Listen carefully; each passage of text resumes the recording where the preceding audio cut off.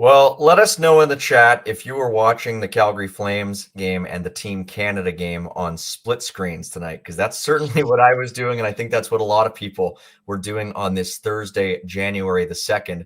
We'll get into the Canada game in a little bit, but first and foremost, this is Afterburner, a Calgary Flames show. My name is Mike Gould. He is Kent Wilson, and Kent, the Flames led going into period number 3 tonight against the Utah Hockey Club. They end up giving up 3 goals in period number 3, and they fall by a 5-3 score. They still have yet to win a game against the Utahns, and Ken, not exactly what you want to see in period number 3 if you are a fan of these Calgary Flames. Yeah, I thought it was a pretty close game up until that. Actually, I thought the Flames kind of started to take the game over in the second period. And then they came out just flat as a pancake. Terrible puck management in their own end. Just in terms of, especially around their own blue line, lots of giveaways, lots of one hand on the stick. It was a very strange sort of 180 for the team coming out of the second. Probably would have done pretty well if you would put a bet on Utah going into period number 3. The odds probably would have been pretty good. And that's just a reminder, this show and a lot of our others are brought to you by Bet365, the world's largest sports betting platform. Download the app today. Use the code NATION when you sign up. And it's never ordinary at Bet365. And tonight, it was very much out of the ordinary, I would say, for the Calgary Flames, who have been on a nice little run here. They've been doing quite well, especially when they've been playing in front of Dustin Wolf. Tonight, coming off of a victory for number 32, the Flames elect to go back to number 80, and Dan Vladar ends up giving up 4 goals, and he hasn't won in a little bit here. Kent, did you agree with the choice? I supported sort of the one guy play, next guy play sort of stuff that they've been doing for the first few months. It was working for them. They were getting really good performance out of both guys. But, Dustin Wolf has really started to pull away in terms of this battle, especially the last month or so. And it's starting to get strange that they don't play him consecutively, especially when he had the performance that he did, last game, being one of the key reasons I think they won that game. So I'm wondering, how long they're going to keep platooning these two guys, given the separation in performance between the two, because it doesn't really make sense to me anymore. Yeah, Vladar allows 4 on 25 tonight. That's good for an 840 save percentage. He's down to an 888 on the year. And Kent, granted, save percentages across the league have gone down, but that's still quite a ways below the league average, especially for a player who, was supposed to have come into this season fully healthy. It's not exactly what you want to see for a player who, again, has not posted a save percentage north of 900 since his first year as a member of the Calgary Flames, and that was in his first of now 4 seasons here in Calgary. So not exactly what you necessarily want to see, especially not with the chatter around Vladar recently that is suggesting that the Flames, might be wanting to, dance with him a little bit longer beyond this season. I'm not necessarily saying that Vladar's a bad goaltender by any means, but you're looking at the disparity between these two goaltenders now. 888 on the year for Vladar compared to 914 for Dustin Wolf. For me, this is a game that I think the Flames have a lot better chance of winning if Wolf's between the pipes. Yeah, and the funny thing with Vladar is, especially this year, there hasn't been a lot of performances where you come out of that going, that's the reason they lost. He was visually bad tonight. Like even tonight after this game, there's not a particular goal where I go, that's on Vladar. He was bad. But his numbers are consistently mediocre or worse over time here in Calgary. So he never looks like he's playing badly, but his numbers never get above mediocre, right? So at some point, you just have to accept that that's who this player is. Well, and is that a consequence of, the Flames maybe not being the strongest team and Wolf just being that good, where he is capable of giving them those numbers, being able to propel them forward more so than a goaltender who, might be closer to league average can do? It's a worthwhile conversation topic, I think. It's something where I think Flames fans have to appreciate just how good Wolf has played this year, or how well he has played this year. And yeah, it certainly makes you wonder if we might see him get a longer stretch of games here, because at a certain point, if you keep winning, from my vantage point, you should be still playing. And Wolf is 4-0-1 in his last 5 games. I'd be surprised if he isn't in net for the next one. We'll take it off the top here. It was sort of a game in which Lawson Krause had his way with the Calgary Flames. Krause has had a pretty good season in Utah, but he got the whole game started at the 8:51 mark of period number 1, scoring his first of 2 goals in this Thursday evening contest. And, it was a pretty quick bang play. The Flames do end up responding late in period number 1. I think we have the goal queued up here. It's Blake Coleman getting his 9th of the season off a rebound on a Nazem Kadri slap shot. Rasmus Andersson also getting this power play goal. And the Flames power play, I think we were talking about this during the game, Kent. Their unit now, that wasn't even the unit that scored tonight, but you are seeing, not every power play is good. No team has a great looking power play every time, but we're seeing more of it being at least dangerous in Calgary now. Yeah, Blake Coleman continuing on a nice little pace. He's not going to score 30 again this season, but he does pick up his 9th of the season. And, across the board, there are a couple exceptions, but most guys on this Flames team are producing, roughly in line with what you would expect. Again, a couple exceptions. We'll talk about a couple of them later, but Blake Coleman, just chugging along again, should be a pretty good trade piece for the Flames if they elect to go down that road at some point, potentially even with some salary retention. He's got 2 years left after this one. The Flames go into period number 2 tied up at 1. Logan Cooley gets Utah back ahead at the 6:19 mark on a power play of their own. Gunther and Keller getting the assist. 3 guys who, I've always been big fans of going back to the Arizona days, and they sure do make a pretty good power play trifecta. But it doesn't take very long after that for the Flames to tie the game again. And it's one of those guys who you talked about, Kent, Connor Zary, who sort of starts the play to a certain extent and manages to just stay with it. It's kind of a nice little give and go play with him and Yegor Sharangovich. I think we've got the video on this one as well. Mackenzie Weegar getting the secondary assist. And, this is just sort of... Yeah, it's good to see pucks starting to go in for Zary, because at the start of the season, we were talking about a very snake-bitten player. He was getting chances pretty consistently every game and nothing going in. So he's starting to get the bounces that he wasn't getting in, October, November. Yeah, points in back-to-back games as well for Yegor Sharangovich, who has been discussed a lot on this show recently because he hasn't been scoring. And, even still watching him tonight, I don't know if he'll ever score again. That's a little bit hyperbolic, Yeah. but he's really not carrying the puck with much confidence. But I just think if he keeps making simple plays like that, he'll probably be just fine. Just reminds me a little bit of what Pelche went through last year, just not really with the same fire. And he had a couple of those bad giveaways in the third period. But at the same time, everybody kind of did for this Flames team. It was Yegor, it was Zary, it was Coronado. Everybody who's been playing well, everybody who hasn't been playing well. It was just kind of across the board. But in any event, good for Yegor getting a point there. Hopefully more can come for him. And then late in period number 2, it looked like the Flames might be starting to, find their groove a little bit, maybe pull away in this game. As it is Braden Pahal, a young Ret himself, who takes a pass from Matt Coronado and deposits it past Karel Vejmelka. I mean, this is a great little shot by... Developed into a great 360-degree hockey player this year. Yeah, there's no more improved player. Cammy and I were talking about it on the New Year's Eve show, just the superlatives for this team. And from start to finish, January 1st to December 31st, nobody improved more on this Flames roster than Matt Coronado. Just the amount at which he worked on his strength, his composure with the puck, his skating. There are guys on this team who could take a lot of lessons from the way that Matt Coronado has developed as a player. And, and the way that he's shooting the puck as well. I mean, last year it was Sharangovich, who was just so poised with the puck on his stick.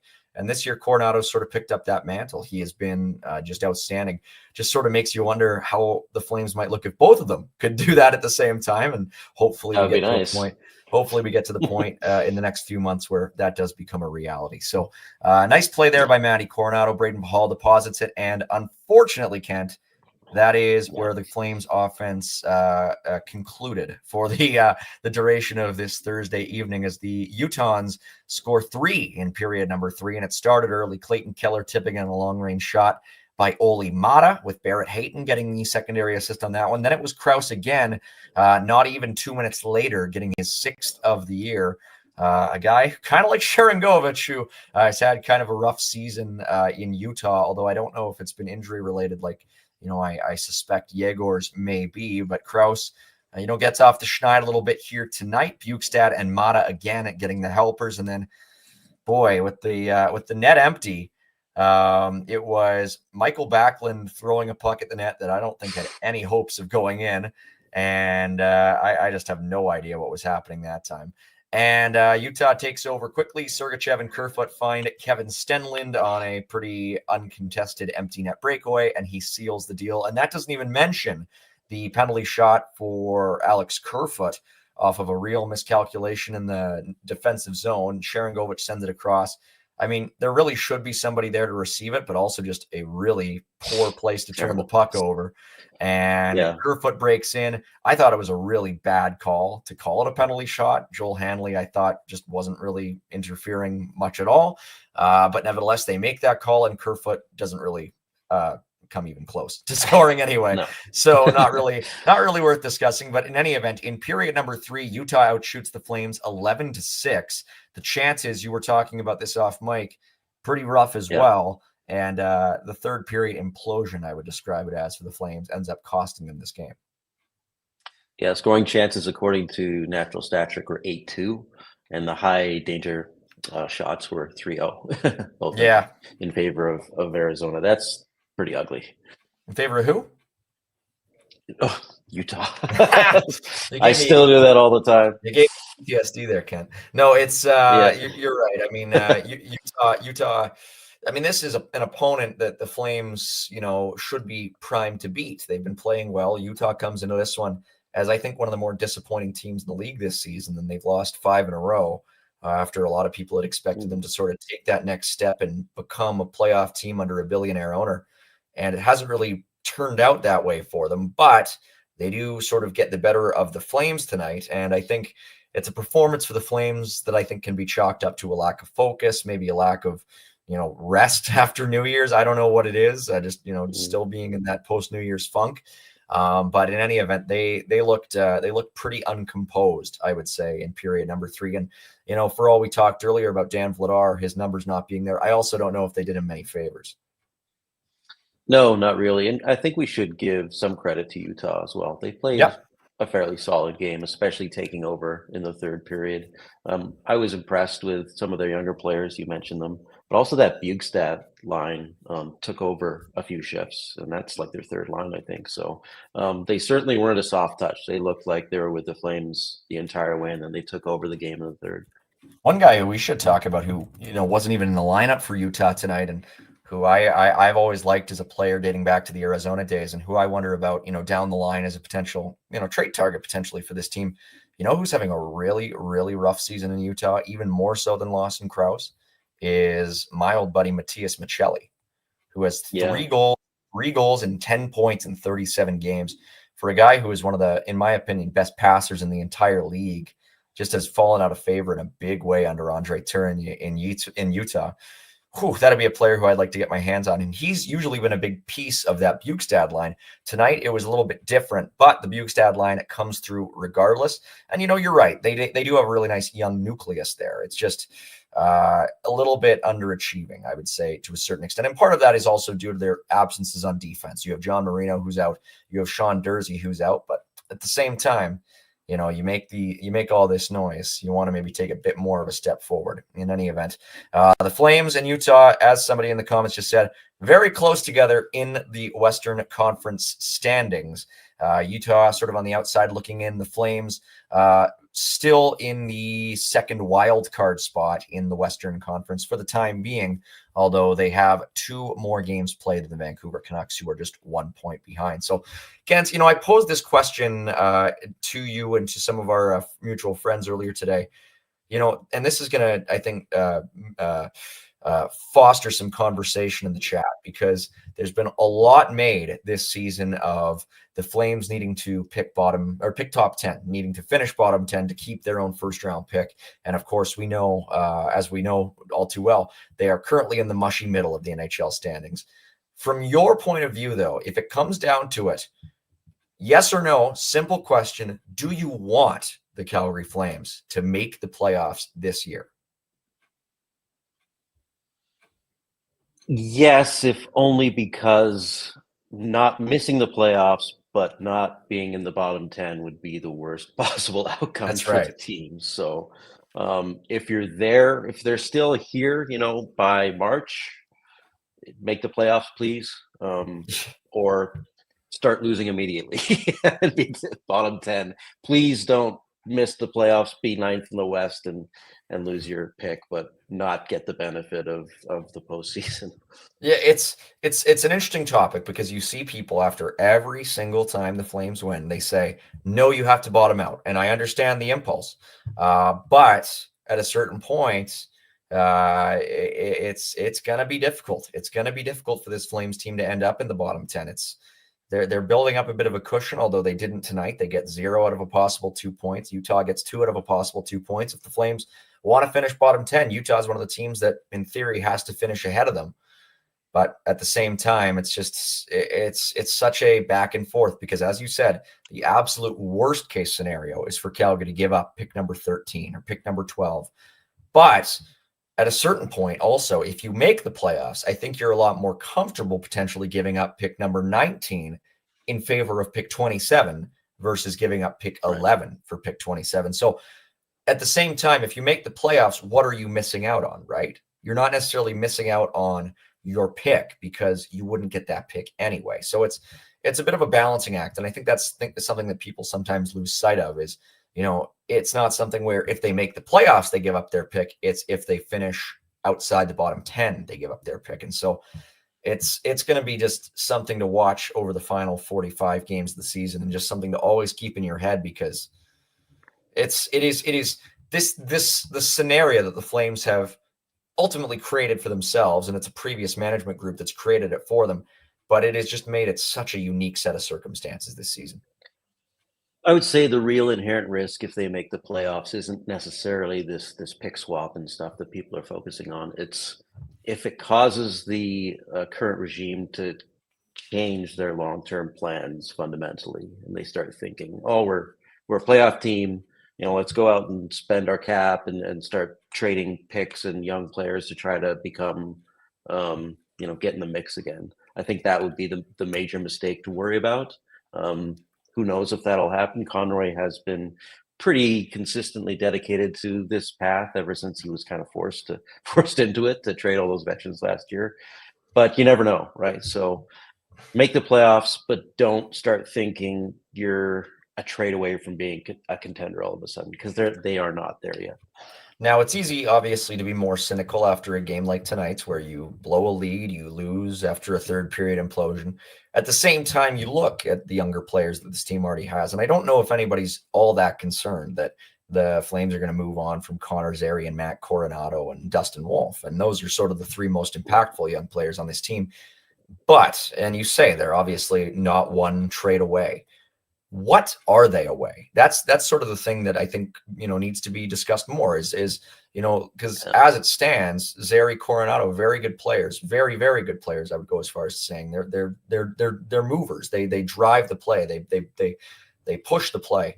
What is it that this team lacks that you can add to the pieces that they already have? Where do those guys slot in if you are building that ideal contending team?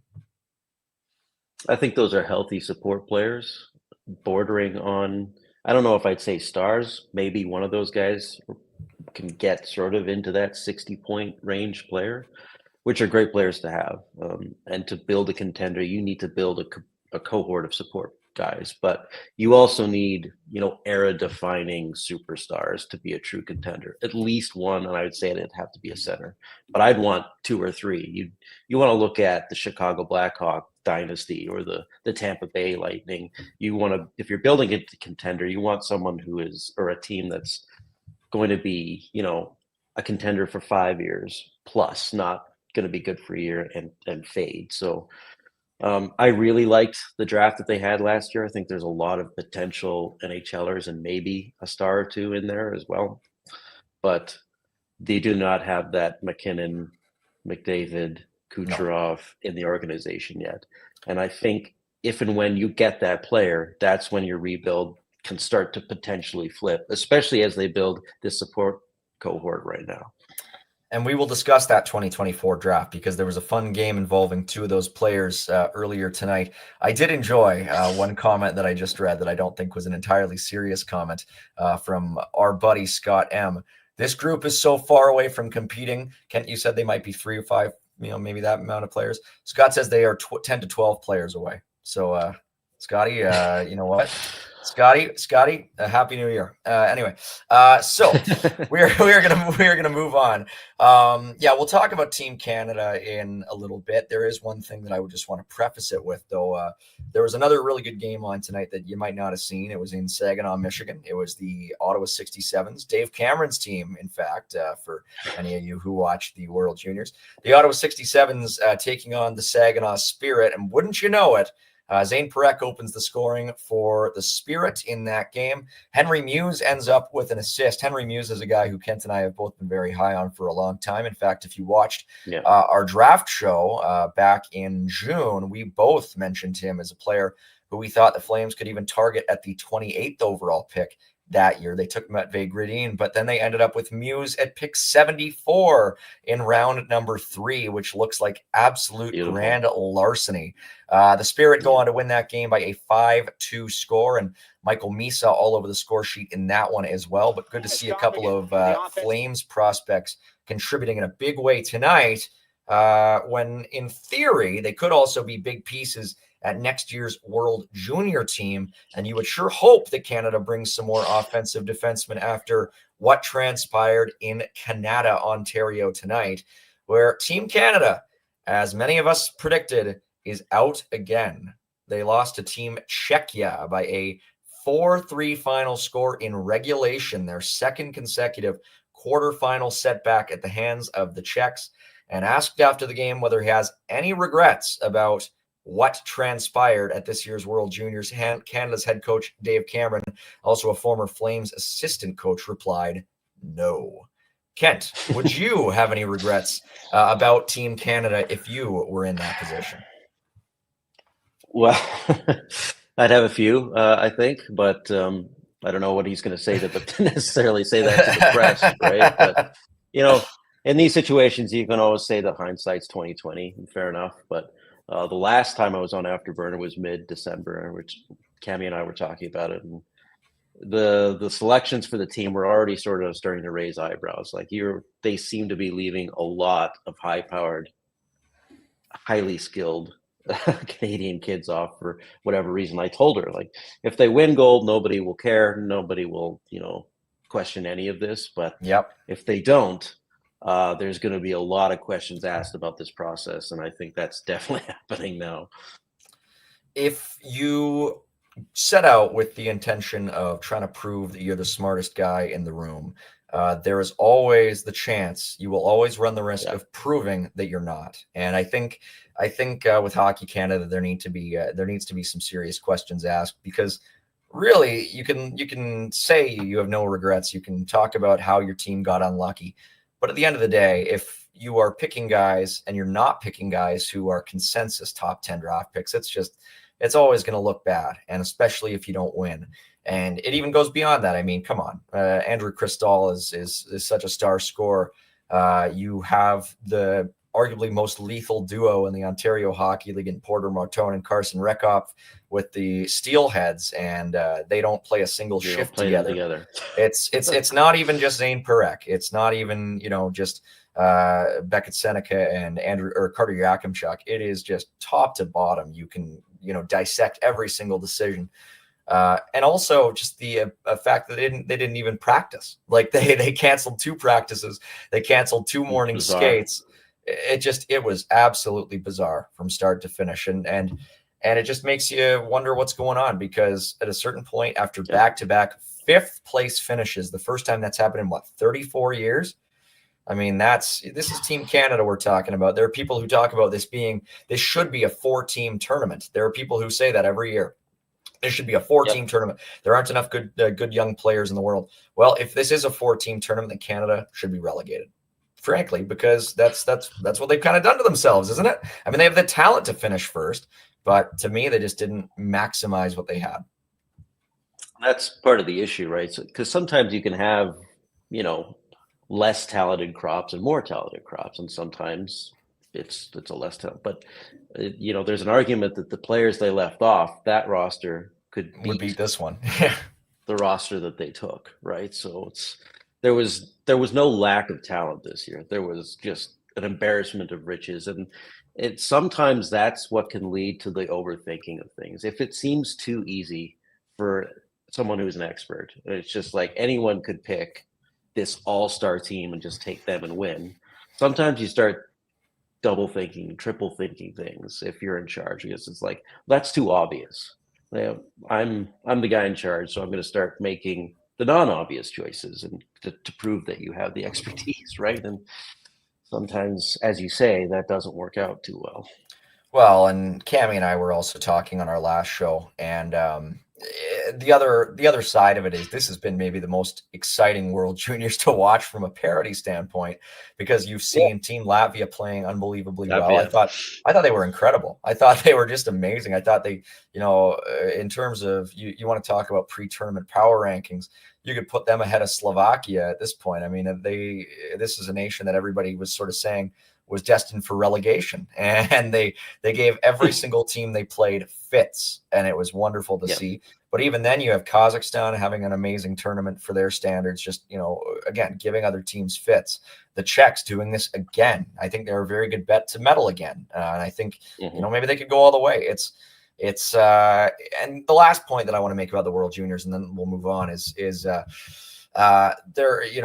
watching the post game, and I'm not going to single anybody out, but just talking about the officiating. I get it. You can have problems with it, but from my standpoint, the 5-minute major, sure, you can call that a 2. You can call that maybe no penalty if you want, but ultimately the referees set that precedent as a 5-minute. And if you're going to complain about the penalty that Andrew Gibson took with 3 minutes left, it's the exact same play. I get it if you're not ready for that to be called the first time. But at a certain point, if I'm playing for Team Canada and I know that was called, I'm not going to be sticking my leg out. It's just common sense for me. So lack of discipline, all that. I thought it was kind of funny that Dave Cameron talked about the team having a lack of discipline when he himself took one of the silliest penalties I can remember, challenging that Matthew Cataford goal in the third period that was clearly not a goal. So it is what it is. We're not going to belabor it too much. And from a Flames standpoint, if you were concerned at all about Zane Parekh maybe not being as good as you might have hoped because Team Canada didn't see fit to put him on this roster, I would maybe leave it to the jurisdiction of Calgary's scouts. That's just my take. Yeah, agreed. I think, complaining about officiating in this game is tilting at windmills a little bit. I understand it wasn't, not the best officiated game. It happens, but the Canada team wasn't really good through any of the tournament. They took a ton of penalties throughout. They didn't finish 5th because of some bad refereeing tonight. Let's put it that way. Certainly not. Well, in any event, we will move past that and we will move on to talk about our good friends over at Richmond's Pub. They are going to host us once again. It's always a good time over at Richmond's, and the next one for us here at Afterburner will be on January 7th. That'll be the Flames against the Anaheim Ducks, and that's a bit of a later start, 8:00 p.m. So Rhett and Boomer and Pinder, and I'll probably be there. We'll be there pretty late, I would imagine. And by the standards that Rhett set last time, they'll be there a while. And hey, if you show up, pretty good chance you'll run into some other Flames alumni as well. We, there were probably 4 or 5 of them at Richmond's the last time we were there. Rene Corbet was there. Jason Weimer was there, and who else was there? A couple other people. Really good time at Richmond's Pub, the new home away from home for Afterburner, serving up delicious barn brew blonde from Origin Brewing all day at a special low price. And hey, they got the VIP experience. You can enter into the contest. We'll pick the winners at our monthly meetups over at Richmond. So January 7th, you'll want to be there. It's going to be an excellent experience over at Richmond's Pub in the heart of the Richmond area. That is at 3919 Richmond Road. Sorry, I should say in the heart of Glamorgan, the Richmond area. Gosh, it's not like I've lived here for 24 years. The heart of Glamorgan, right over by the bakery. Go see all of us over at Richmond's Pub. Okay, you going to be there? Come to Richmond's Pub. You weren't there last time. We need you. We need you this time. We'll see. You're more of a wine guy, though. Kent, for those of you who don't know, Kent Wilson loves his wine. I do, but I can chug a good beer too, honestly. I think they might have some a pretty well stocked cellar over at Richmond's Pub. I don't know. I just sort of stick with the wings over at Richmond's. The dill pickle are pretty good. I had some pretty bad wings at a different place earlier tonight, so I'm kind of in the mood for a palate cleanser, and that'll be waiting for me on January the 7th. Hope all of you come by then as well. Kent, we should talk in the spirit of that about the road ahead. I think Yasmin's got that for us. Next few games for the Flames, they got a chance to atone for what happened tonight against a fledgling Nashville Predators team in a couple days from now. Another late start. It's a home game, but of course it's Hockey Night in Canada, so they'll be kicking that one off at 8 o'clock. Then California road swing back-to-back against the Ducks and the Kings. Boy, wouldn't it be nice for Dustin Wolf to start 2 of these next 3 games? I think he probably will. I'd start him on the Nashville game and probably the Anaheim game as well, but hard to say. Home and home, actually, against the Kings. Kind of fun to see one of those every now and then. Yeah. What you see more often these days is you go to a city and play 2 games there, not necessarily a home and home, because that was sort of introduced during the pandemic, and the players kind of liked having sort of the baseball style series. This is a little bit different, a home and home, but that's a bit more of a time and tested hockey tradition. And then lastly, the Flames on January 13th. That's a Monday at 5:30 p.m. That's a Prime Video game. Should be a fun one against the Chicago Blackhawks, who got their butts kicked on New Year's Eve against the St. Louis Blues out at Wrigley Field, 6-2. And what was that I heard? I think I heard a report about their GM, Kyle Davidson, yelling at them in the locker room after the game at Wrigley Field. Boy. I wouldn't be able to take him seriously. Already gotten to that. If I'm Nick Foligno, I'm the captain. I think I'm older than Kyle Davidson, and this guy who has ripped the team to the studs comes in and starts yelling at my. I think I would just kind of tune it out. I think that would be kind of comical, but maybe that's just me. Those Blackhawks though. They sold their souls and they just burned the entire house down to get Connor Bedard. They did, yeah. Without, I think, considering anything beyond that. And that team is just so lost in the woods. I don't know if they're really going to get out of it for the next few years. They're going to take a while. They're the anti-Flames. They've got that one pivotal star who looks like in the right scenario he could be a total difference maker. And they've got absolutely nobody else. And the Flames, if you put Connor Bedard on this team, they might be pretty darn good. I mean, you put Connor Bedard on along with Matty Coronado and Jonathan Huberdeau, and I think they'd have some pretty good chemistry. I think if you had a second line with Zary and Nazem Kadri maybe, and Sharon Govich once he gets healthy again, that's a pretty good top 6. Not having in Chicago right now. That's a game that I think the Flames, if they're back at full sort of rotation by then, they should win that one. But we'll see what happens the next 5 here, Kent. That's one of the challenges when you tear it all down like that, and you get that big talent right away. Yeah. You're really terrible. You get first overall. You bring him in, and he's 18 or 19 years old, and there's nothing around him. It's that player, even almost no matter how good he is, when there's not a supporting cast, that's doomed to failure. So they're going to have to, as you say, do the reverse Flames and start building out the supporting cohort around them, as quickly as they can. Which in theory should be possible. I mean, those players are inherently easier to acquire, but it's just not looking good in Chicago. We'll see how things pan out there. It's tough, right? Because Well, I wrote about this for Post Media. I talked about the Chicago rebuild, the last one that led to the dynasty, and they got Kane and Taves late. Like Yes. they were kind of the last two pieces before they became a contender because they had, Seabrook and Duncan Keith and Bufflin and all these guys they kind of built up over years of not being very good and blowing other top 10 picks before they got those two major pieces. And is that kind of what you're looking at if you're the Flames, saying, okay, we've got these pieces in place, we're chugging along, we're mediocre, we're, okay. And then in a couple of years, maybe you look at Michael Backlund aging out. And I think Michael Backlund doesn't get enough credit for how many holes he patches on this roster single-handedly. Jonathan Huberdeau, who's having a nice, I think an objectively excellent run over the last month or so here. Shooting obviously through the roof, but his playmaking is vastly better than it has been, and his possession has been pretty good. Well, what if that stops? It's something worth considering, because with Chicago, Duncan Keith, Brent Seabrook, those were sort of later picks as well. They weren't necessarily your top three, top five guys.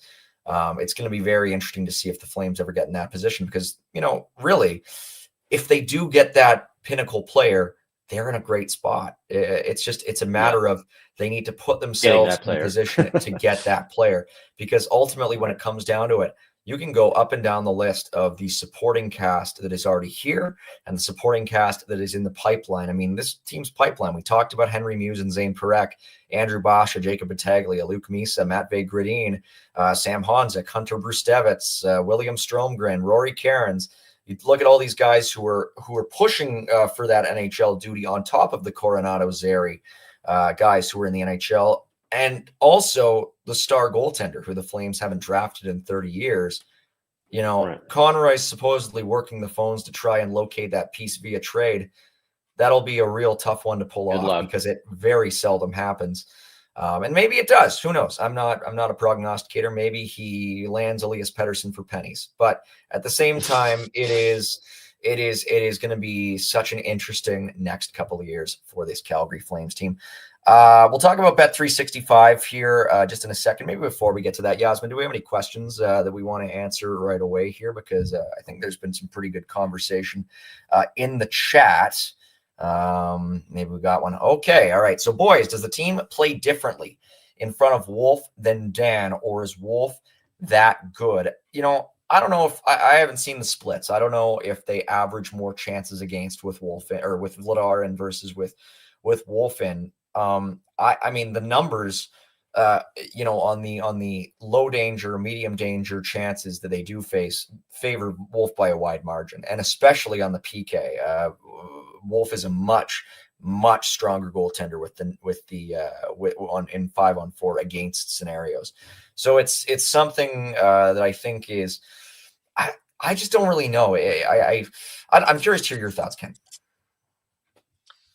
I don't, it's really hard to separate out the results, meaning goals against, from the chances kind of in your own head as you've watched, unless you've got it all down in front of you on a spreadsheet. If it happens, it's probably just randomness, to tell you the truth, because some nights are good, some nights are bad. But I think at this point we know that Dustin Wolf is a special talent. He was the goaltender of the year in CHL, the goaltender of the year in the AHL, the MVP of the AHL, and now he's come in and put in some of the best save percentages in the NHL this year. So he's just a great player. Yeah, my theory about sorry, Ken. I was going to say my theory with goalies. You usually maybe have about 100 of them play in any given season. And my theory is that out of that 100, there are maybe 15 who are really, really good. There are 15 who are really, really bad. And the rest of them are just kind of working on a sine wave where they just sort of alternate, and they're up and down. Yeah. And quite frankly, I think Jacob Markstrom falls into that middle 75 for me, even though I would say he's sort of on the precipice of getting into that top category, but he just hasn't quite had the true elite consistent results that you see from guys like Igor Shesterkin and Andrei Vasilevsky and Ilya Sorokin. He's not quite at that level, even if he is a pretty talented goaltender. And I think with Dustin Wolf, we are seeing a guy who is on the verge of breaking into that top 15, just for me, just because of how incredible his trajectory has been since he was drafted. With Dan Vladar, I don't think he's in that bottom 15. I just think he is squarely in the middle. I think he's a guy who is, you look around the league and you talk about the numerous sort of anonymous starters. The guy who comes to mind is a guy like Cam Talbot, who just kind of rides that wave. And when his team is good, he's usually pretty good. When his team isn't good, he's not usually that much of a difference maker. The guy who they played tonight, Karel Vejmelka, is a guy who I think is squarely in that category.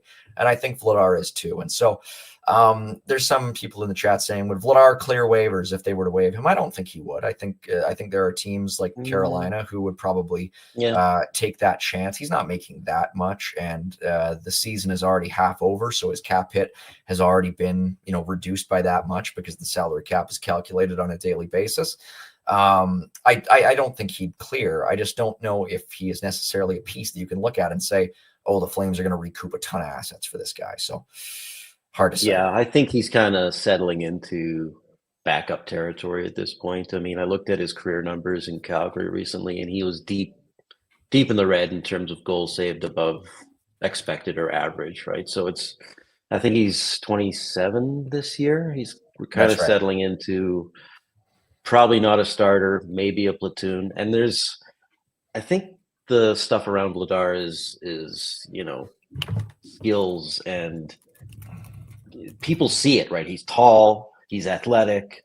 Like I said, especially this year, he never looks like he's having a bad game, maybe aside from the Tampa Bay shellacking. But usually you don't come away with the sense of, well, he blew that game, right? He always looks highly competent, even if the numbers aren't there. But yeah, at some point we just have to say this guy's just a backup.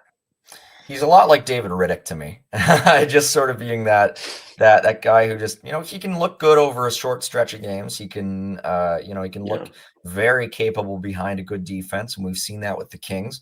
But at the same time, he is prone to just absolutely wild swings. And what we've seen from Riddick this year is he had a 921 last year, and he has an 887 this year. And it's sort of the same thing, right? He just sort of rides that wave.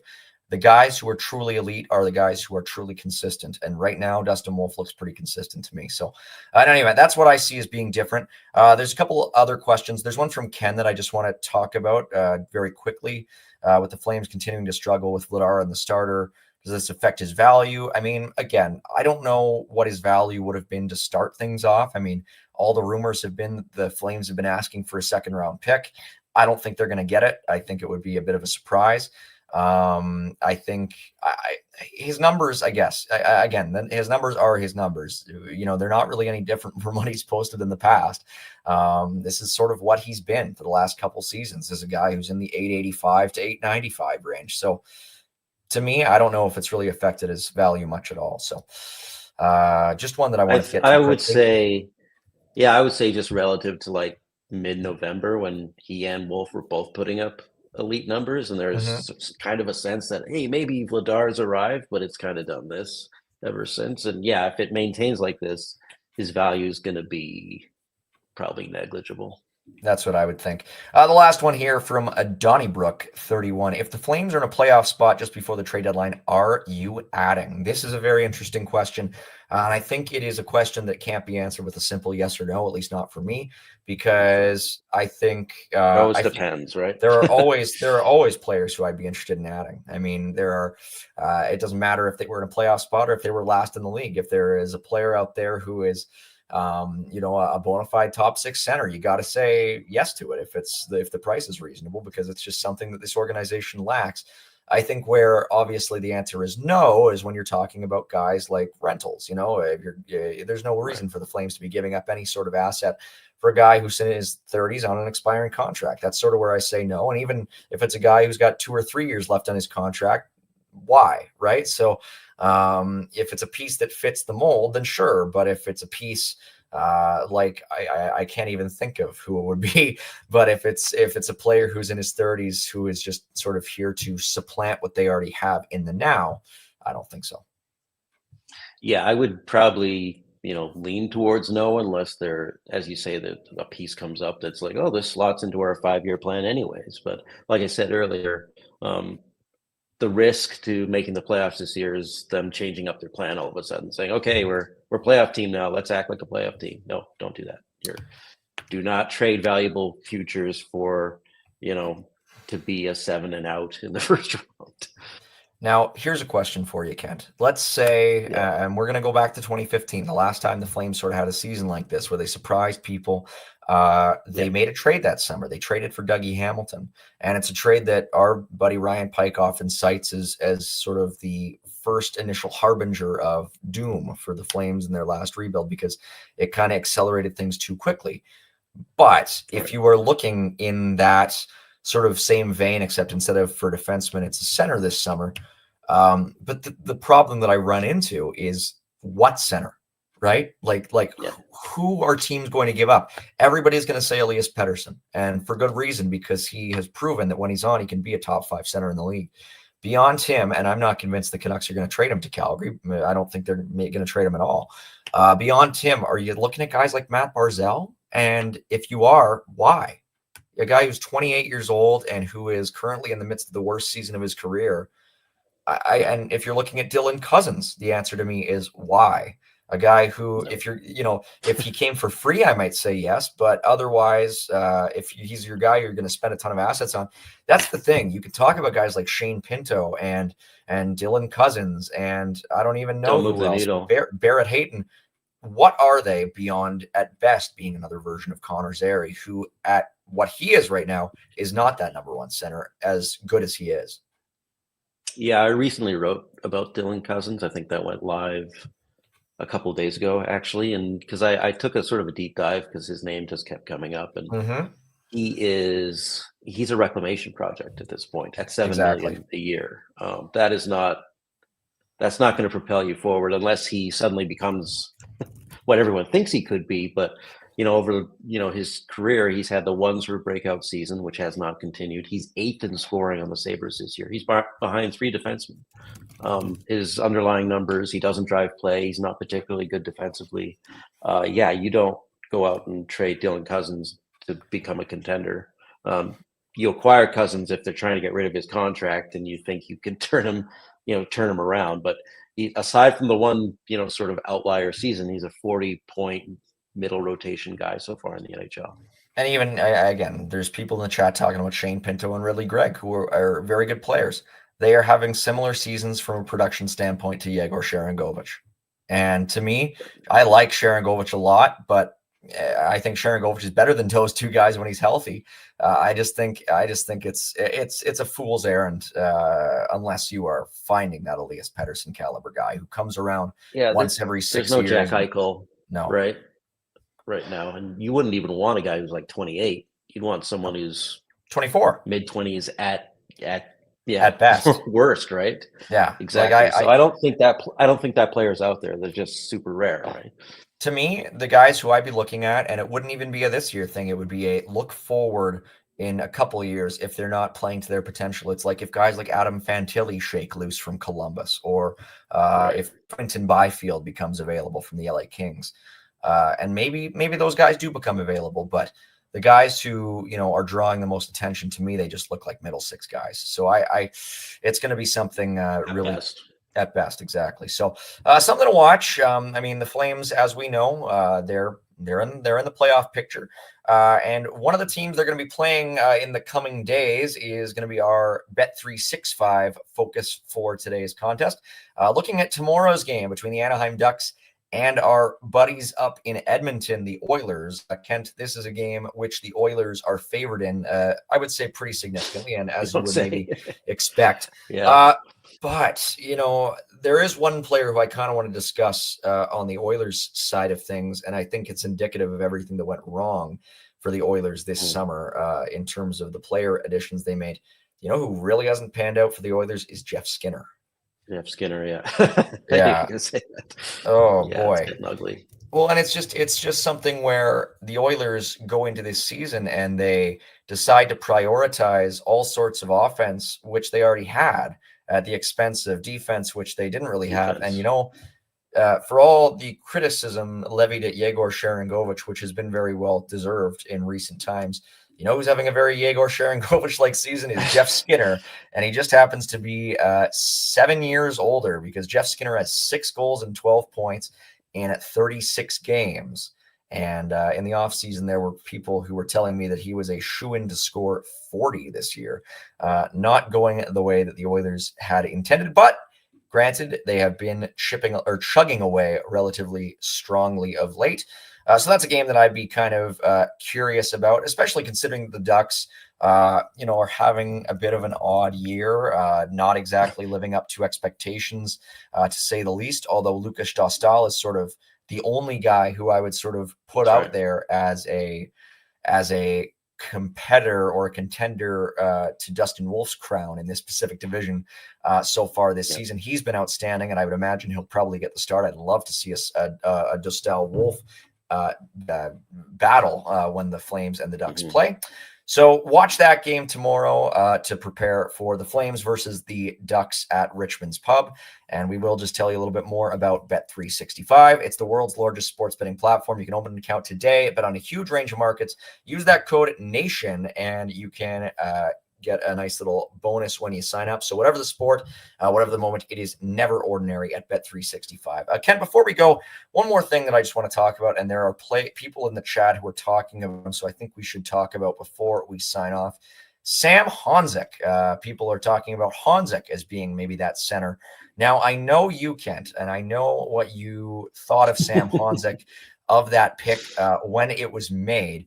I will point out that he's having a nice little draft +2 season, rebounding from a year in Vancouver where he just didn't look ready to turn pro. But he has 5 goals and 13 points in 22 games with the Wranglers after making the Flames out of camp. Now, I like Sam Honzek a decent amount. I might have picked a couple other guys where the Flames got him, but he has sort of turned me into a bit of a believer this year to a certain extent. He's looked pretty good with the puck and without the puck with the Wranglers, but again, I still don't know if that's the guy who I'd be penciling in as anything more than a second or third line winger in the NHL at best. Yeah, I don't even know if has he ever really played center. He's played a little bit. He's played a little bit, but he's mostly been left wing, right? Mostly been on the wing, a lot with Clark Bishop, and he's done quite well for a 20-year-old, or is he? Yeah, he just turned 20 back in November. But at the same time, I don't think you can say the Flames are done. They can move forward because they've got Honzek in the pipeline. Granted, I think a nice complementary piece, a guy who I think will give them value, although maybe not as much as, a guy like Axel Sandin-Pellikka or Gabe Perreault or some of the other guys who went after him in the 2023 draft. But I think there could be some value there. It's just hard to sort of project him because he's a bit of a unicorn as a player. Yeah, I think he might actually be a bit of a longer soak, to tell you the truth, even though he's gone pro relatively early this year. But he strikes me as someone who's going to have to climb up the ladder a little bit. I don't think he'll be as quick as like a Coronado to just come in the league and start playing as well as Coronado is this year. Sort of a, I don't know, Jankowski kind of. Ooh. He was very long because he spent so much time in college. But Jankowski mentioned Flames do play Nashville next. There we go, right? And it's not to say he's going to be Jankowski, because that would be obviously disappointing for a lot of people, but kind of a same sort of tall, rangy player who could still skate, has some hands. But I think he needs to just build his whole game up at the pro level for a couple of years. I don't know if you intended to do it, but I do appreciate you taking the opportunity after a game against Utah to say that Honzek will be a long soak. In any event, that is the Flames against the Utah Hockey Club, and I think that will pretty much do it. That's a good way to sign off. It is Mike Gould. It is Kent Wilson on a Thursday night. We'll be back at it. I don't think it'll be either of us on the show, but it will be the Flames against the Nashville Predators on Saturday, January the 4th. The Flames still searching for their first win of 2025, but they get a couple of goals tonight from some of their younger and up-and-coming players. And what can you do when Utah comes to town? They're just too dastardly to beat. Thank you all for tuning in, and we hope you continue to have an excellent start to your new year. For Kent, this is Mike saying thank you for watching. So long for now.